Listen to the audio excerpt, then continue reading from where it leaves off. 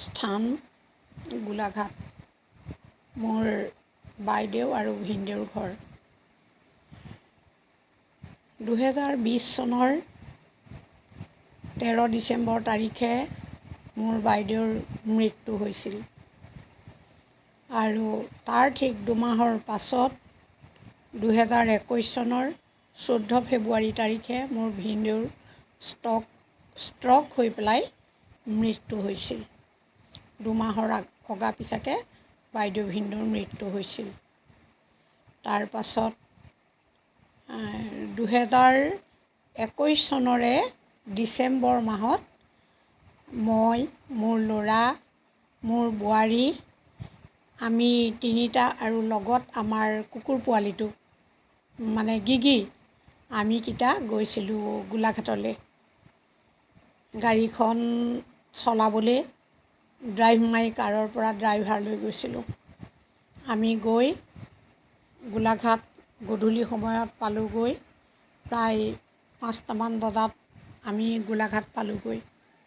গধূলি আমি ঠিক বাইদেউ ভিনদেউৰ দুটা ল'ৰা, আমি ওপৰত থাকিলোঁ, সৰু ল'ৰাটোৰ পাৰ্টত আমি থাকিলোঁ আৰু আমাৰ ড্ৰাইভাৰজন আমাৰ বাইদেউ ভিনদেউ যিকেইটা ৰুমত আছিলে সেইকেইটা ৰুমত ড্ৰাইভাৰজনক শুবলৈ দিয়া হ'ল। বাইদেউ ভিনদেউ থকা ৰুমটোত পৰিষ্কাৰ ৰুম, সুন্দৰকৈ নতুনকৈ বিচনা এখন লগোৱা আছে। ড্ৰাইভাৰজন তাতেই শুলে।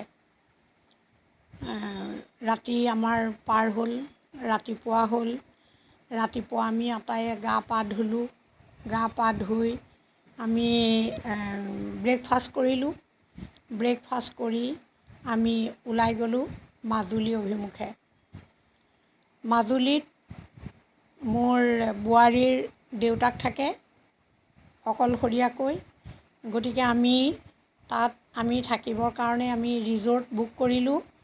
ৰিজৰ্ট বুক কৰি আমি আকৌ একেলগেই মাজুলীলৈ যাবলৈ ওলালোঁ।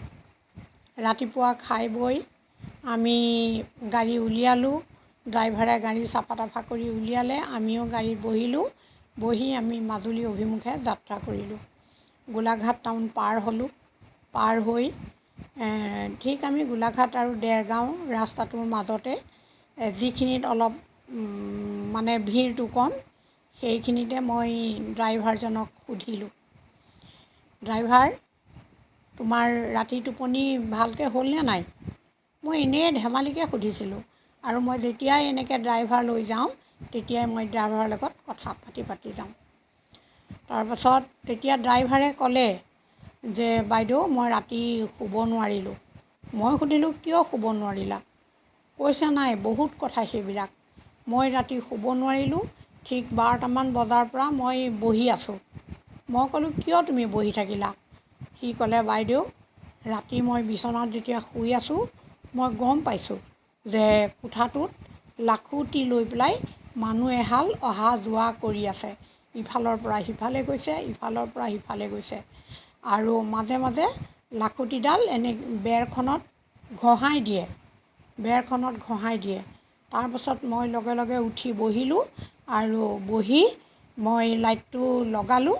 লগাই মই মোবাইল টিপি মই বহি থাকিলোঁ। মই আচৰিত হ'লোঁ শুনি। আমিতো তেওঁক কোনো কথা কোৱা নাই আৰু সেই ৰুমটোতে বাইদেউ ভিনদেউ আছিলে হয়, কিন্তু বাইদেউ ভিনদেউৰ শ্ৰাদ্ধ সুন্দৰকৈ ল'ৰা দুটাই পাতিছে আৰু বাইদেউ ভিনদেউকো সুন্দৰকৈ বিদায় দিছে। সেই কোঠাটোত বাইদেউ ভিনদেউ আত্মাটো থাকিবলগীয়া কোনো পধ্যে নহয়। তথাপি মই এইখিনিতে কথাটো কওঁ যে মৃত্যুৰ সময়ত বাইদেউ লাখুটি ল'ব লগা হৈছিলে। বাইদেউৰো বৰ ধুনীয়া লাখুটি এডাল ভিনদেউৱে কিনি দিছিলে আৰু সেই লাখুটিডালৰ ভৰতে বাইদেৱে অলপ ওলোৱা সোমোৱা কৰিছিলে। তাৰপিছত ভিনদেউৰ আছিলে কি, ভিনদেউৱে ঢুকুৱাৰ 2-3 বছৰৰ আগতেই ভিনদেউৰ এক্সিডেণ্ট হৈছিলে। এক্সিডেণ্ট হোৱাৰ কাৰণে ভিনদেউৱে ভালকৈ খোজকাঢ়িব নোৱাৰে আৰু ভিনদেউৰ এডাল ডাঙৰ লাখুটি আছিলে আৰু সেই ডাঙৰ লাখুটিডালে ভিনদেউৱে খট কৰি মানে খোজকাঢ়ি অহা যোৱা কৰে আৰু ভিনদেউৱে কাৰোবাক মাতিবলৈ হ'লে লাখুটিডালে খটকৈ কেইবাবাৰো মাৰে আৰু নহ'লে বেৰত ঘঁহাই দিয়ে। সেই কথাটো মই জানো, মোৰ বাদে কোনেও নাজানে। মানে নিজৰ ল'ৰা ছোৱালীকেইটাই জানে আৰু মই জানো, মোৰ ল'ৰা বোৱাৰী ড্ৰাইভাৰ কোনেও নাজানে।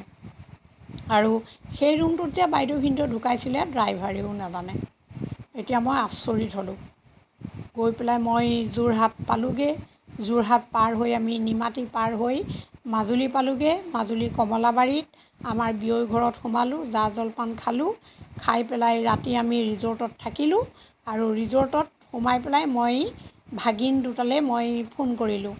ডাঙৰ ভাগিনটোলৈ মই ফোন কৰা নাই, সৰু ভাগিনটোক মই ফোন কৰি কথাখিনি মই ক'লোঁ। সি কিন্তু কথাখিনি বিশ্বাস কৰিছে। এতিয়া তেওঁলোকে কি অনুভৱ কৰে মই নাজানো।